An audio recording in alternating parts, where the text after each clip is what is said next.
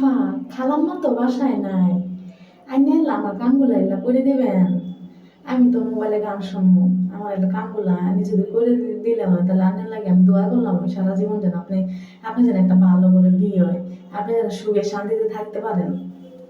কেন আম্মু কোথায় গেছে আর আমি কেন কাজ করে দেবো? মানে আমার আমার কি থেকে পড়ছে? আমি কেন তোর কাম করে দেবো?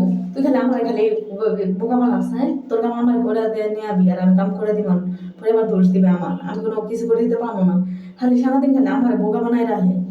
আমি না থাকলে খালি আমার দিয়ে কাজ করে ভুলভাল বইলা দোয়া করবে এই করবে সেই করবে।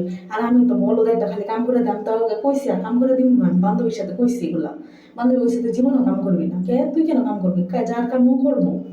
আফা বুঝেন না কে? আজকেই তো, আজকের দিনটাই তো খালাম্মা কে আবারে যাবো, আজকে দেখে না গেছে, আজকে গরু কেনা গেছে। এর নাকি আমি আপনারা কইতাছি যে আমার কাম গেলা করে দেন, করে দিলে আইনেরই ভালো হবো। গরিব মানুষের দোয়া কামে লাগে, বুঝেন নাই? আমি গরিব মানুষ, আমার দোয়া আইনের কামে লাগবো।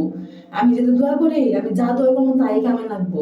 এর নাকি আপনি আমার কথা মতন চললে আপনারই লাভ, আপনার কোনো লস নাই।